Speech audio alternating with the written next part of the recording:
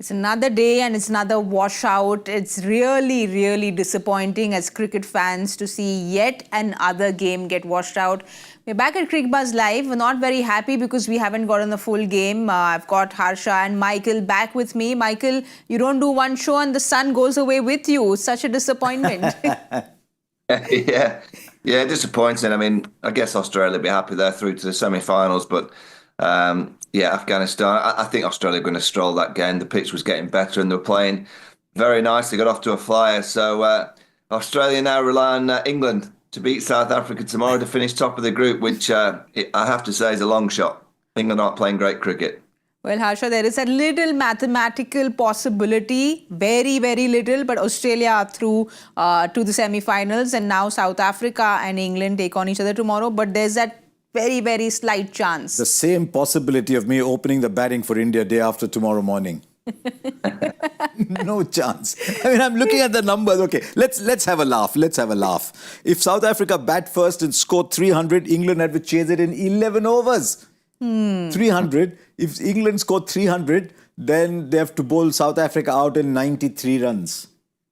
Is that a possibility, Michael? The second one at all? Well, that's more of a possibility than the first one. So it might be that England have to bat first, try and get a big score, and then bowl South Africa out cheaper. That's England's only hope. But they're not playing good enough, I've got to be honest. Well, Australia is going to be very happy though, Harsha, because they are through to the semi-final. Afghanistan, of course, are going to be heartbroken because this is not how they would have wanted it to end. Look, they were behind the game, as Michael said. They were behind the game in the first place, no doubt at all. But if 1 hour and 10 minutes after it stops raining, there's that kind of puddles, then I'm afraid it's not the greatest thing for the game. It's not the greatest thing for a world event, because an hour later, the ground should have drained enough for the umpires to say, okay, let's give it another half an hour. The umpires came out. You saw the puddles. When the umpires stomped on the ground, there was water squashing everywhere. They were using little sponges, which we've seen when we were much younger, little sponges. That would have taken about 6 hours to resolve. This is a major tournament. Yes. This is where the final of the Champions Trophy will be held if India don't qualify. If there's rain for half an hour and the final of a Champions Trophy is pushed into a second day or a reserve day because the ground doesn't drain, then I'm afraid it's not looking very good. You know, Michael, we're just not used to this anymore because, you know, we're just used to infrastructure where it rains, it pours, but then the drainage is so quick and great and good that in half an hour we get a game back on. Yeah, I mean, my weather history, I don't recollect having been in Pakistan or watching cricket in Pakistan where I've seen so much rain in February. But so they're a bit unlucky in that regard. But Harsh is absolutely right. This is a world event, and if Pakistan haven't got the finances or the infrastructure to have the super zoppers, the machines that can get rid of the water quite quickly, the ICC should be paying for something like that. And obviously the drainage underneath is not what we see. You go to Australia, you go to Brisbane, it rains for an hour or two, there's puddles everywhere, and within half an hour of it stopping, that rain gets taken away. The same at Lord's, same at most venues around the world now. So I agree with Harsh. If you're going to have a world event, drainage should be just a #1 principle in a stadium like this. The one thing I will say, though, is every time it rains, you get people on social media all over saying, didn't they check the forecast? Why did you play it this time? This is unseasonal. I think it's raining in Delhi now as well. So not too far. I mean, Delhi, Lahore, in terms as the weather goes. So it's unseasonal rain, I would imagine. Where does it rain in February? But you've got to be ready for that rain. I mean, it rained for half an hour. It rained for half an hour. That's the whole point. There was one super. If the heavens emptied in half an hour, it should have looked a little better than that. That water was not going anywhere. Yes. You know, we've seen it in Eden Gardens. We've seen it in Chinnaswamy. Yes, there is Chinnaswamy rain. is an outlier. Chinnaswamy it's just like the sea. Seeps in. Just all goes away. Yeah. But again, just a little disappointing to see very rudimentary ways of trying to get that water out. We're just so spoiled, maybe, or we're just so used to seeing super soppers, quite a few of them all over. There was just one going from one end to the other. Pretty disappointing. It's just that we've got to be a little extra careful of saying it for people not to start to say, look, they're sitting in India and they're making fun of us. So we've got to be a little extra careful with what we say. But the ground should have looked better. All right, we'll have a look at what happened in the 12.5 overs that were bowled so far, because Head came and gave those headaches to his opponent. Yes, he was given the chance. He was dropped on 6, but then he went hammer and tongs after that, Michael. Head doing Head things, which he usually does. Yeah, I mean, such a dangerous play. So hard to keep quiet with just 2 fielders outside the circle. He's just got an amazing game through the offside. He's got that pickup shot, which he was dropped actually at mid-on by Rashid Khan, and that flick behind square on the leg side. He put one into the stands. If you go short to him, he played one over the keeper, just deflected it over the keeper's head. Wonderful player on the front and the back foot, and very, very difficult. I'm trying to work out in one-day cricket, what's the best way to try and stop him. The only way to stop him is get him out. And if he gives you a chance, Rashid Khan had that chance, you have to take it, because he scores at such a quick rate. He plays well against the spin, against the seamers.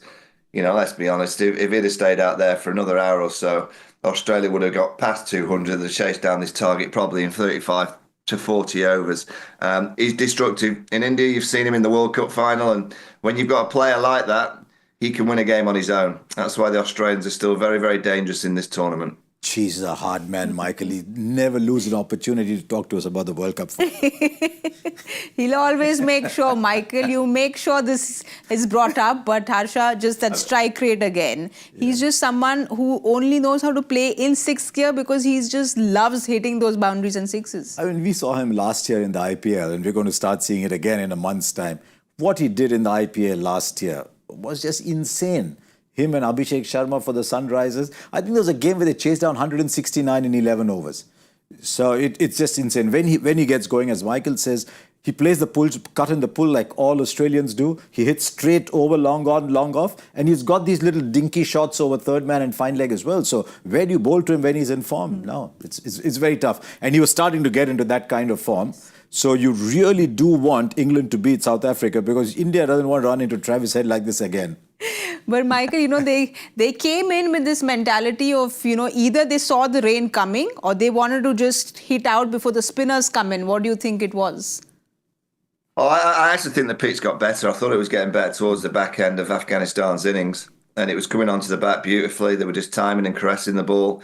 You just look at Steve Smith's first few deliveries. He put one through the offside, one through the onside, just playing conventional shots. I mean, Harsha, you were saying the other day about Joe Root going out to bat and just go bot. They hit 3 or 4 boundaries, and that's exactly the same in Steve Smith. They make batting look so easy, and it's when that ball just skids on nicely, you can just use the pace and just open your blade and find the gaps, and that's exactly what the Australians are doing. But I just think Travis Head is the key. Yeah, Matthew Short's had a couple of good starts for them, but Travis Head is that engine that allows Steve Smith just to play. He allows him just to settle in at the other end and just knock it, and if he gets a boundary or two, great.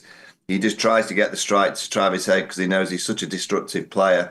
And as I said before, Travis Head can not only win a game, he can win a tournament for a team. If he goes on one of those roles and gets into the form that we've seen him over the last couple of years, he's a very, very dangerous player. The only way to stop him, you got to get him early. You got to take the chance. Well, they were given that chance, Harsha, and they didn't take it, which is something that you can't afford to do against someone like him. You mentioned that every time Travis Head is dropped, it almost feels like he goes and converts to big numbers. Yeah, I mean, if you remember that game that they lost, they dropped Maxwell on 33. He went on to make 201. They put down Head today. They put down Matthew Short. Luckily, it wasn't that expensive. As it turns out, it wouldn't have mattered anyway with the rain. Yes. But that's not the right template. You cannot put down players like those. Especially as Mike, as batting was getting easier and easier, you cannot put them down. So, I mean, Afghanistan will look back at this campaign and say, yes, we had one bad day. We had one outstanding day. And I thought they put a decent score on board today. So they can actually leave this tournament, even though they have not qualified, they can leave this tournament feeling better than most other teams. But will they feel better if they look at that bowling the card? Because we saw them being very expensive, the pacers, especially Omar Zaia and Faruqi. Michael, do you think they were very wavered, or do you think it was swinging too much, or they were just very wavered with their line and length? No, I think it was just a good pitch. I think it's very difficult to keep a player like Travis Head quiet. You've got to get him out, simple as that. They had the chances. They looked a little bit raggy in the field. They didn't quite get the ball in the hand on a couple of occasions, but I think the pitch was getting better. And I think Australia, if the game had gone the distance, Australia would have strolled that total in 35, 40 overs, because when the spinners came on to play, it was just skidding on. It was skidding on nicely. And that's exactly what an Australian batter wants. You know, Harsha, just a word on Afghanistan, because it's just a story which is just brings a smile onto people's faces. They wouldn't want to have crashed out like this, but they surely, you know, have left a mark in ODI cricket as well. And they are not mathematically out, but they'd still be hoping that England does stuff against South Africa. But it's just they've come into this tournament and left their mark. If this was a World Cup, then you would have been bullish about Afghanistan for the rest of the tournament, because after a bad day against South Africa, they've looked good in the 3 innings after that. Three and a half innings after that, they've looked all right. So if this was a World Cup where you play 8 or 9 matches, you'd still have been bullish about Afghanistan going ahead. But it's a very peculiar tournament, this Champions Trophy. You lose one game, you're playing catch-up straight away. Lose one game, a bit of a rain here and there can happen to everybody, and you're gone. You're gone from the tournament. So I don't think they should come too hard on themselves in this tournament, because I think there were more positives than shortcomings for Afghanistan in this tournament. We'll have a look at that points table again because of that washout of Australia are through. They are currently leading that points table. But tomorrow South Africa take on England. And of course, there is a mathematical chance if England does go on to, like Harsha said, if he can open for India day after tomorrow, if England can do what they do against South Africa tomorrow at Karachi, then things will be different for Afghanistan. South Africa take on England tomorrow. Michael, I will come to you. Yesterday we chatted about, you know, what is this playing for pride, but England clearly has only that right now to play for. Lots has happened in that England camp. Butler has stepped down from his captaincy, something that you saw coming. Lots was spoken about it. Yeah, I always felt this was going to be the last of an ICC captaincy reign for Joss. But even if they'd have won it, I think he'd have stepped aside. I just had that gut feeling. He's obviously won the T20 World Cup in Australia, and then the 50-over World Cup. We arrived as the champions, and it was a real poor display in the 50-over World Cup, and then the T20 World Cup in the Caribbean. Even though they got to the semi-finals, it's not felt right. And to go out the tournament here in Pakistan after 2 games, to lose to Afghanistan, to be chased down by Australia when you get 350, it's not looked right. And I think he's made the right call. The one thing I hope he does, and I'm sure he will do this, because he's a great guy. He's one of the good guys in the team. He's not one of those that now he's not the captain, he won't be able to play. I hope he goes and sits with Joe Root, because Joe Root was the Test match captain. Ben Stokes took over the Test match captaincy from Joe Root, and Joe Root's batting just went like this. It went through the roof. He just became the batter, England's best player. And Jos Buttler is England's best white ball player. Put him at number 5 or even number 4, and let's make Jos Buttler have 2 or 3 years of being England's best white ball batter, because he's got all the skill sets, he's got that determination. Having the captaincy, it is a drain. It is a drain at times. And I'll be honest, throughout his captaincy reign, I've never ever thought that he is a natural leader. I know Morgan was a captain, Andrew Strauss, Ben Stokes. I look at them and think natural leaders. Same as Joe Root when he was the Test match captain. I never felt he was just a natural captain. He just was doing the captaincy. And I felt similar with Jos Buttler, that he's just been the England captain without it naturally coming very easy to him. I just hope he can have a chat with Joe Root. I'm sure he will. It was great in the press conference when he had a smile and looked at Baz McCullum and said, "I'll play on if the coach picks me. I will guarantee that Baz McCullum will pick him. He'll definitely be in the team, and let's hope that Butler can get back to the form and the smacking of a cricket ball around all parks around the world for the next few years. And for England to move on and to become a real dominant white ball team once again, they're going to need Butler in form. To win a T20 World Cup in India and Sri Lanka, it's a tough ask with the way England play spin, but they're going to need Butler in form, and they're going to need him playing really, really well. So I hope he can sit with Joe and almost say to Joe, "How did you do it? Because I want to do a similar thing in white ball cricket." That would be great for the England team. We say that about leaders in every walk of life. Is the person you're appointing as leader, is he buoyed up by leadership, or is he burdened by leadership? And I think Michael makes a point about Joe Root and about Jos Buttler. And there have been others around the world as well who just feel burdened by leadership. And they're not the right people. My fear for England is, who is the next leader? Yes. Because I don't think Brooke has done enough. If he had done enough, he would have been the perfect candidate to lead you for the next 5, 6, 7, 8 years maybe. But at the moment, he's just not done enough around the world. Is there anyone else they can look at? Because the T20 World Cup is about 11 and 12 months away. So whoever's appointed has got that much of a runway, but who's that person?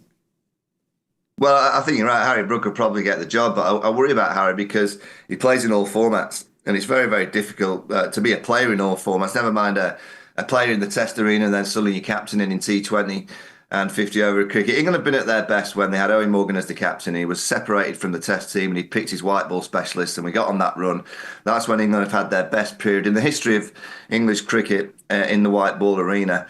I thought they got rid of Sam Curran too soon. And I just look at someone like Sam Curran. If Sam Curran was in this group and playing in and around them, he potentially could be the captain of the England white ball team. I think it'll go to Harry Brook because he did it against Australia, and he looks like a leader. He does look like he likes leading. He likes being out there. He's quite a tinkerer. He's quite cheeky with his field settings. He captains the Superchargers in the 100 as well. So they clearly see him as leadership material. But I just worry with all the cricket that these guys play to be across all the three formats, and you're captaining in two of them. It's not easy for a young player that's not quite mastered his art just yet. And I just wonder whether someone like a Sam Curran could be brought in as a captain just for the short term, just to see if Sam's a leader that could take English cricket in white ball cricket forward. But I doubt they'll go with that because Sam's not even in the squad. I think they'll go with Harry Brook. Well, Jos Buttler said that he's not very happy with the way his stint ended. This is what he had to say. Yeah, I think it's quite clear that this tournament was going to be important results-wise for my captaincy, and obviously 2 losses and being out of the tournament with a bit of hangover of some tournaments before. I think I just probably reached the end of the road for me and my captaincy, which is a shame.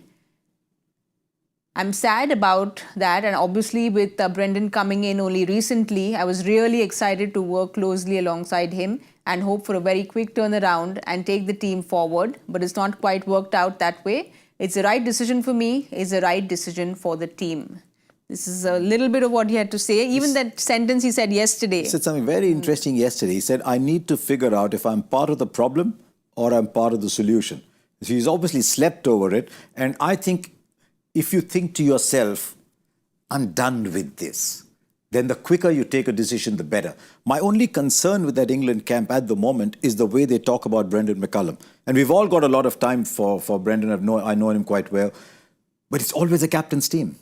But if everyone is looking up to the coach and saying, I'm excited about this coach and we'll see what the coach does, then it tells me it's the coach's team. Whereas whatever I've seen or learned or heard, spoken to people, Michael's been a great leader himself, it's always the captain's team. So I'm just a little concerned about who's calling the shots there. Well, Michael, he did win. Actually, you're spot on. You're absolutely spot on, because if you look at the Test match team, what do they have? They have Ben Stokes. Yeah. What do the white ball team, what do they not have? They don't have a Ben Stokes. So Baz McCullum's come in as white ball coach. Yes, it's early days. He's gone with all this pace. It's clearly a directive from him, because we didn't have all pace before Brendan McCullum took over the white ball team. He's won 1 in 10 games in tough conditions. It's not easier in India, and obviously in Pakistan. I was expected England to have beaten Afghanistan the other day. Australia, I think Australia are a wonderful side, but I would have expected England to beat Afghanistan. But you're absolutely right. This set of England players, Brendan McCullum is like the Messiah. He really is looked upon as this Messiah kind of coach and this human being that they all just rave about. But fundamentally, sport never changes. It's about winning. And that's both with the Test team, it's about the one-day team. And England have to find a way of winning games of cricket and not losing. If you look at the last 2 years, we've lost 18 out of 25 in one-day cricket, so many in T20 cricket. In Test match cricket, yes, they've won in the likes of New Zealand, they've beaten Sri Lanka at home, the West Indies at home, but they've lost games of cricket. They do lose, lost in Pakistan 2-1. They got hammered in India. So this group that look towards Baz McCullum as this Messiah, which is, I love this kind of collaboration that the players have with the coach. You need that. You need that culture and you need that togetherness. But, that guru status that he has, the players have got to realise that the captain and the players win the games. The coach can only direct you and give you some kind of information. It's down to the players to put this right. Well, we can't forget that Buttler has, of course, won a T20 World Cup for England. This is what he did in his stint as captain.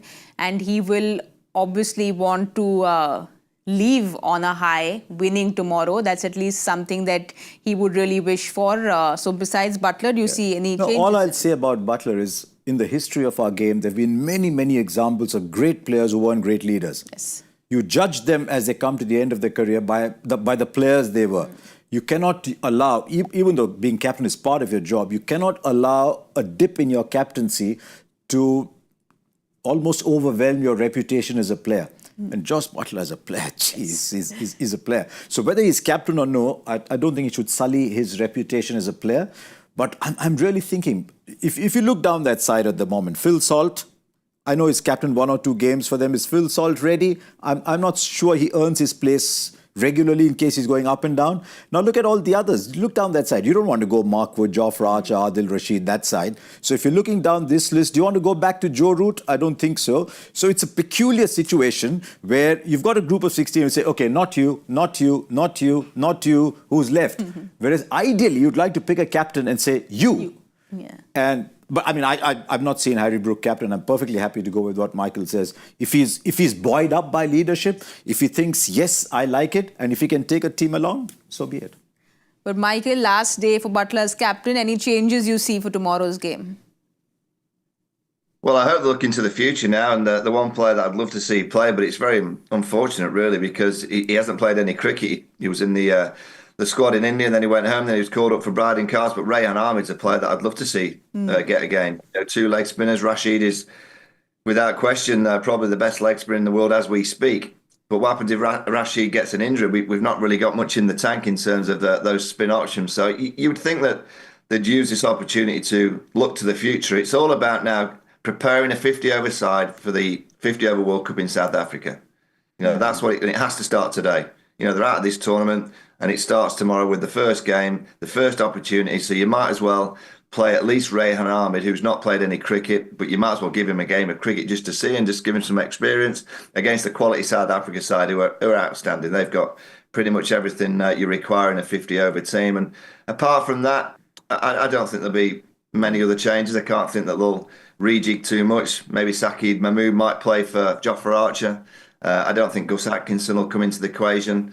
There's not a lot England can do because obviously squads in the Champions Trophy are quite small, but I'd hate to think that they've got a game in the Champions Trophy and it's a dead rubber for them and Rehan Ahmed, the young leg spinner, doesn't get a game.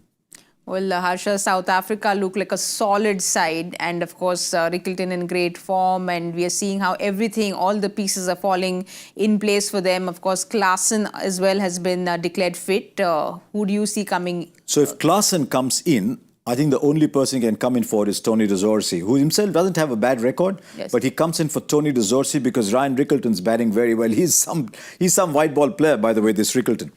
Now you look down that side and see who doesn't make the team. Tristan Stubbs doesn't make the team. He's a serious cricketer, that Tristan Stubbs. So if he doesn't make the team, it tells you how good that top 6 is. But I think the balance in that South African team is being created by Vaughan Mulder. Because if he's not playing, then you've got Marco Jansen at 7. Then you've got Rabada and Lungi and Bosch maybe and Maharaj or Shamsi. And suddenly the batting ends at 7. So what Vaughan Mulder is doing is he's allowing them to extend the batting to number 8. If they can get 10 overs out of Mulder, then wow. Even if they get 7, 8 overs, Markram delivers a couple of overs. So he's allowing them to bat deeper. By allowing him to bat deeper, he's allowing the top order to go free. So he's the cog. If he can give them 10 overs, then that team is looking very good. Michael, they will want to win and go to the top of the table. Your players to watch out for tomorrow. Well, if Henrik Klaasen comes back in, Henrik Klaasen, I just think he's a gun. He really is. And he'll be looking to take down Adil Rashid. I mean, if Adil Rashid plays, I'm sure he will. But he'll be the damage in that middle against the spinners that England will throw at South Africa. For England, I'm just going to pick Josh Butler. I'm going to say to Josh Butler, go out there and express yourself. I want him higher up the order. I just don't think that England have got this batting lineup quite right. You look at Steve Smith, where does he bat? He bats number 3. We put Joe Root to number 4 to allow Jamie Smith to basically go and try and crash it at number 3. I don't think you need to do that. Jamie Smith, if he's going to crash it, he might as well come down at 6 or 7. Put Butler back to 5, put Joe Root to 3. So in Ben Duckett, Joe Root, Josh Butler, you've got 3 world-class performers. And in amongst that, you've got Phil Salt, you've got Jamie Smith, you've got Harry Brook, you've got Liam Livingstone. But those 3 that I mentioned are world-class. So just give them the best positions in the order. Your players to watch out for. Klaasen. I love Klaassen. I love Heinrich. Till Klaassen is batting, the game's not over. And also, it's essential for South Africa, if they want to win this tournament, that Klaassen is back in form because of the impact he has in the opposition dressing room. So I'm really looking to see if Klaassen is fit, if he's in form, if he's firing, then he's sending danger signals about South Africa to everybody else. And from England. From England. I still think they need to get that boom start. Salt and Duckett, get them off to that boom start, make it easier for everybody else. All right, then, like Michael said, I think everyone also wants to see Butler come and score those big runs. Actually, sorry to interrupt, but I think the key is Harry Brook. If he's going to be the next captain, he should dominate a game and finish it from there. All right, then it's Harry Brook for Harsha. We'll wait and see what happens tomorrow. We've got 2 more things to do before we wrap business for the day. One is, of course, answer Mr. Bhattacharya's question. Let's have a look at the joy factor question of the day. In 2006, 3 cricketers played their 100th test match together at which venue? I'm trying to think. Was it the game where Alex Stewart and Michael Atherton played their 100th together? 2006, it would have been finished, wouldn't it? Yeah, they were finished. I think that was it. I think that was 2000 and against the West Indies, Alex Stewart was. Yeah. I think that might have been 2001. Or thereabouts, whatever. So should we just go for the answer? We'll go for the answer. Yeah, we'll go for it. Let's have a look at. Callis, Pollock, and Fleming. Good call. What was the connection? What's the connection? I wonder if Polly sitting in the studio would have got it. Callis. Because he always has a connection to his questions. Is Callis, he bowling Pollock, a googly there? Fleming, Centurion. No, we're discussing South Africa. I don't know.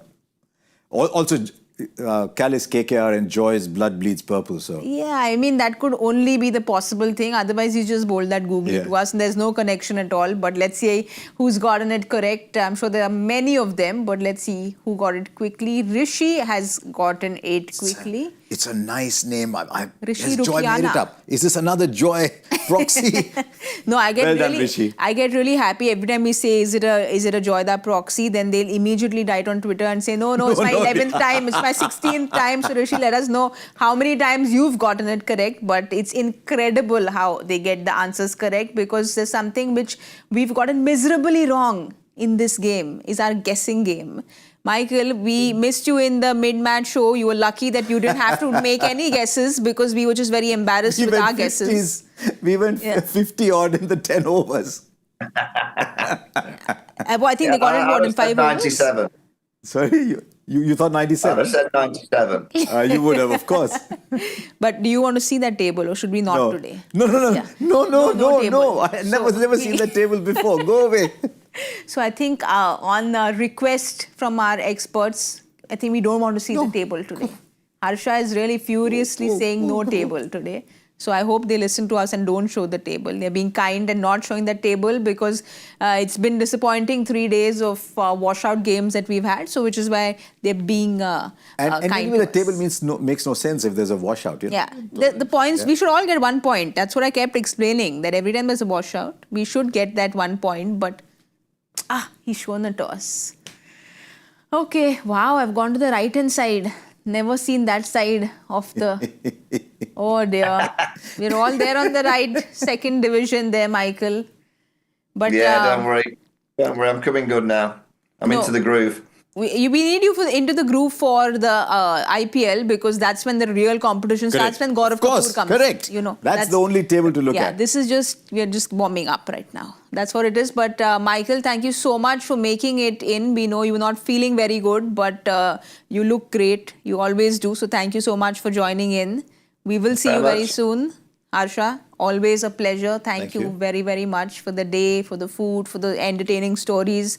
I know I can't keep you waiting because you have a flight which you've preponed. Early tomorrow morning. We will let both these wonderful men go away. Michael will go nap and Harsha will go and take the flight. I think you all can nap as well and join us tomorrow at 2 o'clock, because we will be here hoping that England pull off a miracle. Do join us tomorrow at 2. Thank you so much for watching Cricbuzz Live.